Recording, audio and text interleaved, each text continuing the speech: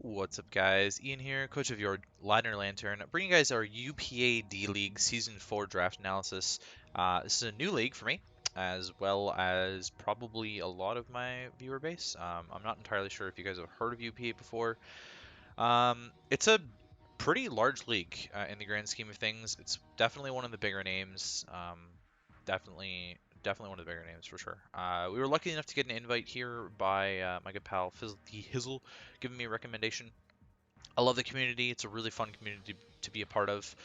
Very welcoming, and yeah, that's about it. I like the calls and whatnot that happen. It's a fun time. It's a fun time in UPA. So, yeah, we were given, oh shit, what was my spot again? 14th or something? Yeah, I think it was 14th.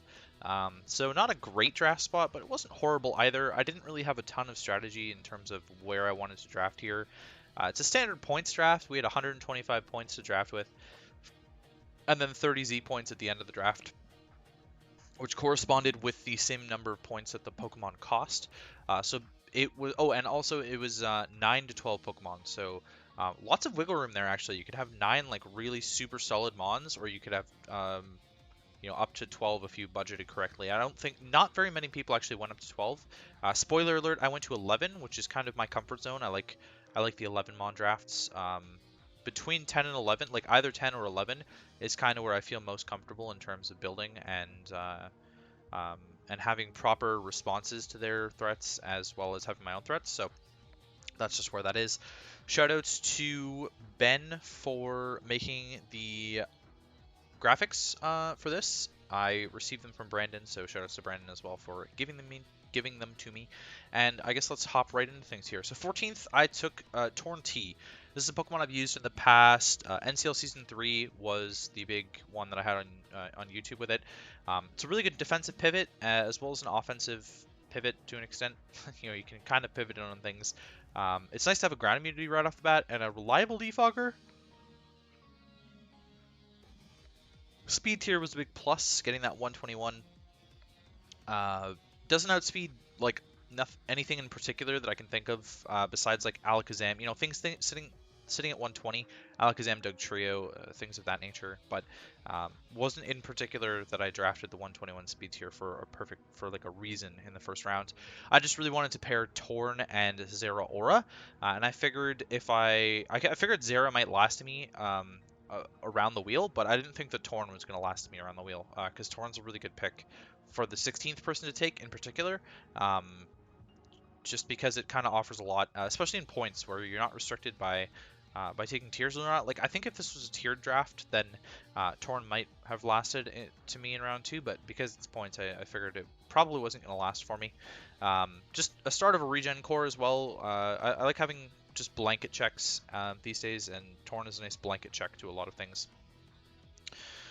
Unfortunately, the Zeraora did get sniped by the 16th person, so I could not pair Zeraora and Torn. I've never used Zeraora before, so I was really excited to get to use Zeraora, but I got my hopes up and then got them absolutely crushed.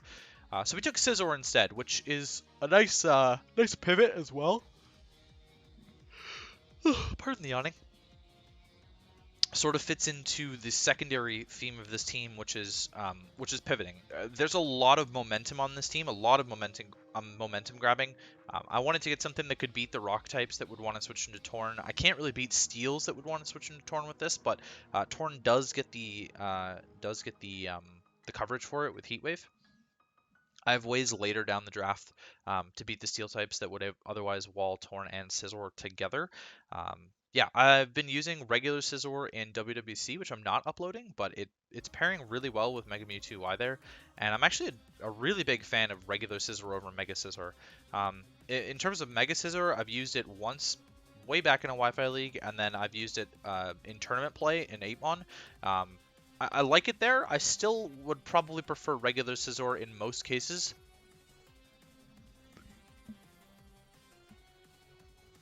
Excuse me. I would definitely prefer regular Scizor in most cases. Being able to give it an item is worth so much more than the stat boosts that it gets as Mega Scizor to me. The speed on Mega Scizor is completely irrelevant, the extra 10 speed that it gets, just because you're running Bullet Punch anyways, so it's really not going to matter all that much. So I am a big fan of regular Scizor. I'm looking to maybe put in more work with it than I could with a Mega Scizor on this team.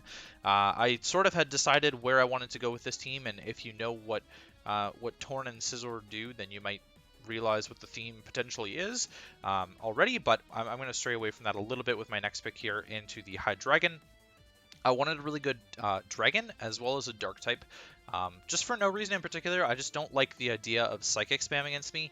I've got a good Fairy resist in the Scizor, and this is a nice Fire resist for the Scizor, so they sort of pair well together. It sort of fits in between those speed tiers that I had already, as well as giving me another pivot, which is great. Another good Z candidate as well, and now I have 3 Defoggers. So I have 3 U-turn users and 3 Defoggers in my first 3 picks. I'm definitely not scared of hazards at all this season.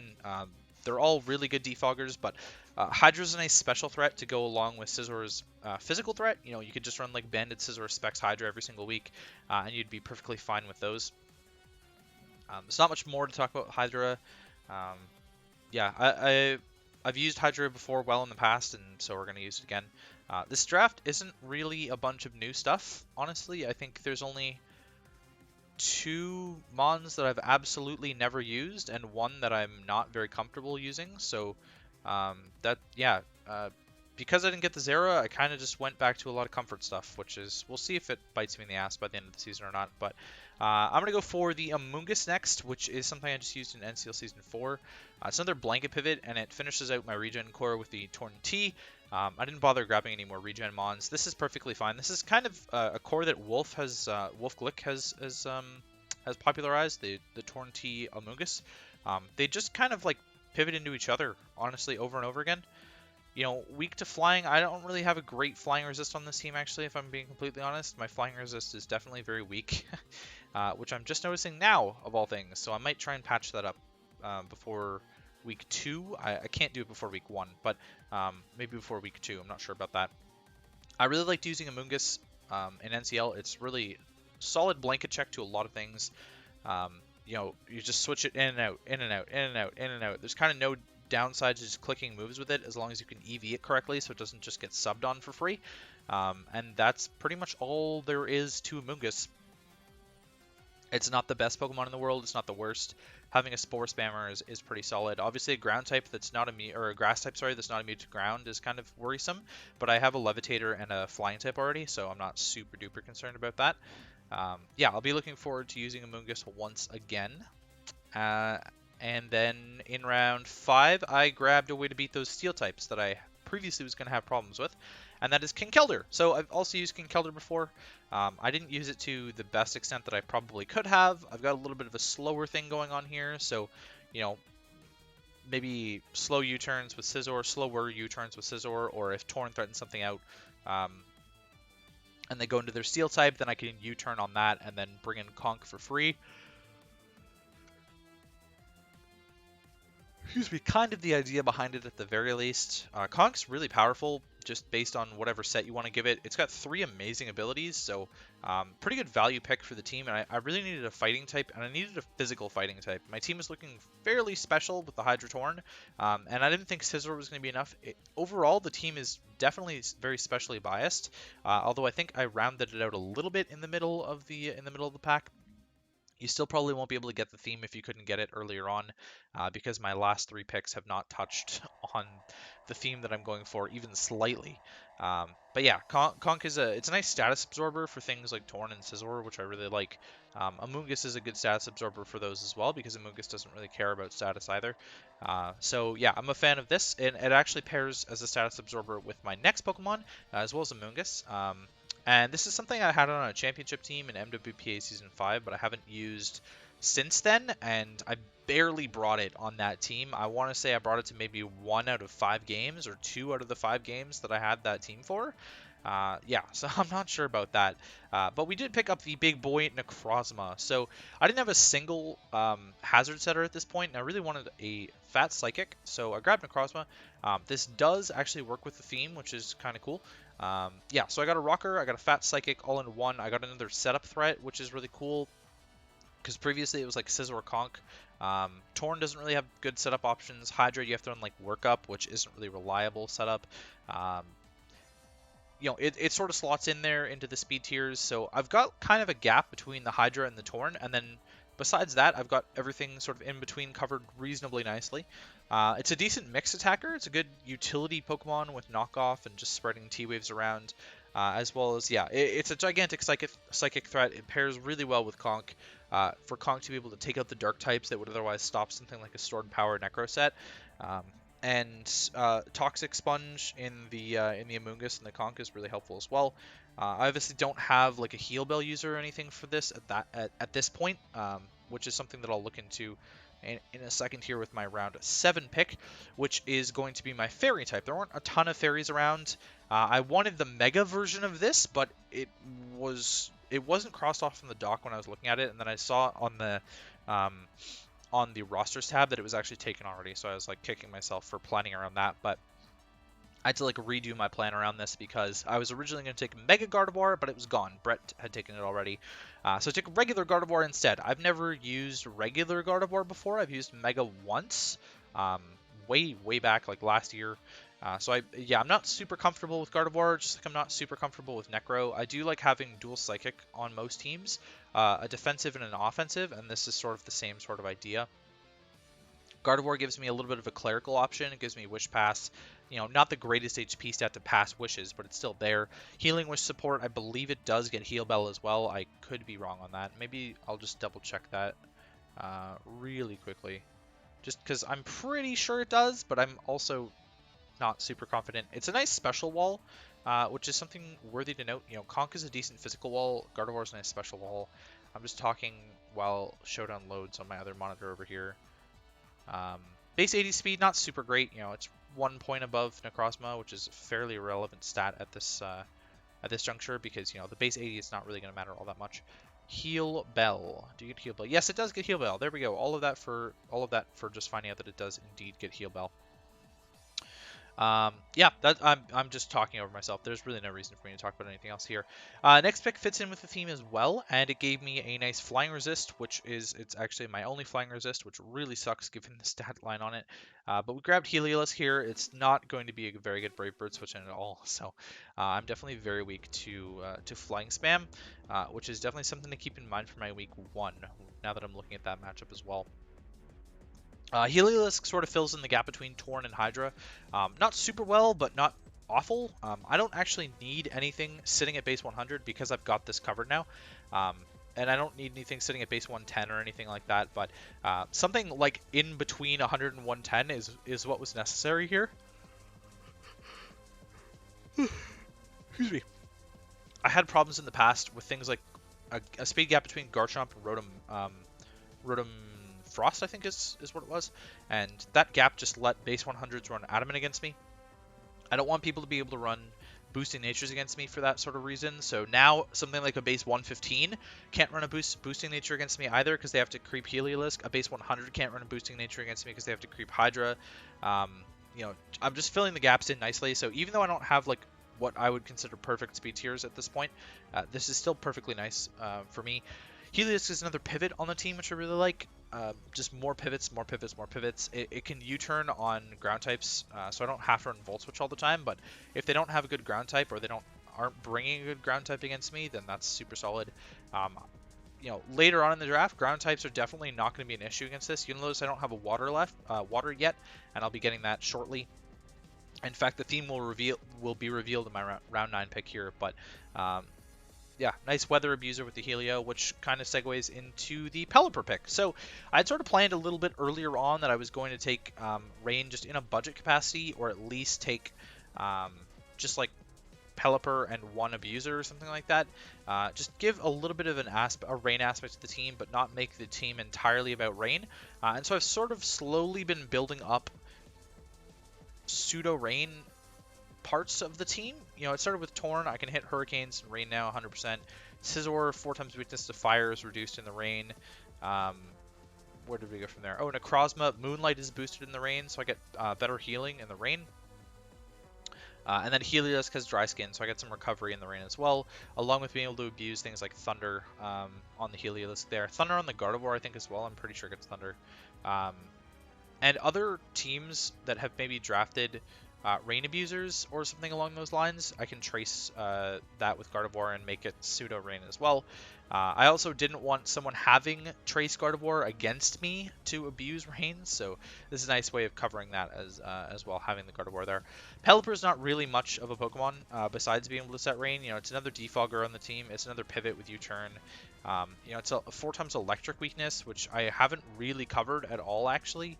I've got like a Mungus Heliolisk to pivot into electric types, maybe Gardevoir if it's got Volt Absorb, Hydra potentially, but another flying type is not going to help out super all that much. This team is definitely not weak to ground by any means. Heliolisk is pretty much covered. I've got really good fighting resists, so I'm not super concerned about fighting types for Heliolisk. So if anything, I've covered Heliolisk the best, which is not really saying much. Yeah, Pelipper's decent defensive Pokemon though. You know, can take physical hits decently well. Really depends on the sort of set you're running. If you want to run a Damp Rock set, then that's a different story. If you're running Leftovers, or like Specs or Scarf even, it's a pretty decent Specs or Scarf user. So definitely more special threats on the team than physical threats at this point though. I had like 14 points left at this point. I knew I wanted 11 Pokemon. I'm really short on Rockers. It's just Necro and the Mega that you can probably think that I'm getting. So I wanted to grab another Rocker. I didn't have a Fire type at this point. Not that Fire types are necessary on this sort of build, but I've found success with Emboar on a Rain team just to threaten out the Grass types before I get up Rain, or even threaten the Grass types in Rain. Emboar actually picked up a few kills on Grass types in Rain. Just because of how strong Emboar is in terms of just attacking power. But I ended up grabbing Monferno, which is a nice budget version of this. I've never used Monferno before either. It's a nice rocker for me. Lower value rocker. The speed tier isn't all that valuable, but having more priority, extra Mach Punch priority is nice there. I'm definitely covered in terms of priority on the team. I've got things like Conkeldurr, Scizor, and Monferno now. I don't really know what else to say about Monferno here. It's a pretty basic Pokemon. You know, it's just mini Infernape, but it doesn't really do what Infernape does as well. It is another U-turn momentum grabber. It doesn't have the fighting, or it does have the fighting type. I can't remember. I think it does actually have the fighting type on it, which Chimchar doesn't. But it's a really frail Pokemon, so a Violite on this isn't really all that viable of a strat. Although, you know, it does have decent resistances, so can go from there for sure. Sort of doesn't really do much for me besides resisting grass though, which I have a lot of other things to do. So, you know, another grass resist on the team in terms of my last pick is definitely useful, and my last pick is actually a Mega Swampert. So I'm sure none of you are surprised knowing that I drafted the Pelipper. I'd planned this Mega pick out a long time ago, and I could easily wait on it until the last round because everyone else had chosen their Mega by round 5. So I had a long way to wait. As long as I kept my budget up, I could take Mega Swampert guaranteed. I knew no one else was going to be looking at this. It's actually, you know, it's decent outside of rain just because it can set its own rain if it needs to. But its stats are pretty good. You know, it's got decent, really good attack, decent special attack. It's got really good bulk. So all around, I'm pretty pleased with the Mega Swampert pick. It obviously can't carry a Rindo Berry, so I've been stacking up grass resists over and over again. My first 4 picks were actually grass resists, and then I've had Monferno since then, and that was about it. But 5 grass resists is not bad by any means. Now, in terms of ways of beating grass types, that's kind of where Torn comes in. That's the main function of Torn on this team, as well as Scizor. Scizor can do it pretty well, too. I think Mega Swampert rounds out the draft a little bit nicely here. Gives me another physical attacker, which I had sort of ended on a more special note besides the Monferno, but Monferno's a 1-point wonder, so I'm not sure what you want from that. So then it was time to pick Z users, and after Clyde had successfully jawned the entire draft, we managed to finish the draft before Main League, which is crazy. And so I grabbed the Torn and the Hydra as my Z users, which I figured was a little bit fitting. So I'm going to rely on mainly special Z moves this season, but both of them can be run physical as well. By all means, they both have physical uses. Torn was 16 points, Hydra was 14, so it worked out to a nice even 30 points there for the 2 Z users. I'm not a huge fan of choosing Z captains. I'm definitely more into Open Z. I'm a much bigger fan of creative Z moves and having to scout for that. It obviously makes prep a lot harder, especially in points, but I'll take this. So Yeah, that sort of rounds out the team. Let me know what you guys think about the team in the comments. We play Veno and the Gurdurians of the Galaxy in Week 1. This is going to be a really tough season. This is some of the best competition I've ever played, and it's a D League. So, yeah, if we go 0-10, don't hate me. I am going to post this regardless. It may or may not be on time, though. Kind of just with how the other uploads on the channel are going in terms of leagues finishing and whatnot. I might delay UPA a couple of weeks, so it might be a couple of weeks behind what's going on in real time, but it'll go up for sure. I planned on uploading it, and there's graphics, so I'm gonna upload it just because I want to fill a gap, and I want to show off maybe me losing a little bit more than I normally would, because most of my channel is wins. I'm not gonna lie. The leagues that I take part in, I'm either really comfortable or I get a really good draft. And so, despite the level of competition in those leagues, whether or not you say it's not as good as some others, I do feel a lot more comfortable in most of the leagues that I upload. This is not a level of comfort that I'm going to hit in this league. I don't think I'm super comfortable with the archetype of the team. I've only used Rain once before, and it didn't really go that well for me. I think I finished that season 6-6 or 5-7 or something. I went really hard Rain. This time I went soft Rain. A lot of these Pokemon I'm not very used to. I didn't take anything like a Zapdos. I didn't take anything like a Garchomp, or Mimikyu or anything like that. Something that I've used a lot. This is just sort of things that I've brought maybe less than 20 times each, which I'm not relatively comfortable with things that I haven't brought less than 20 times. So, yeah, that's it for me. Hopefully you guys enjoy, and I will catch you guys for Week 1 against Veno and the Gurdurians of the Galaxy.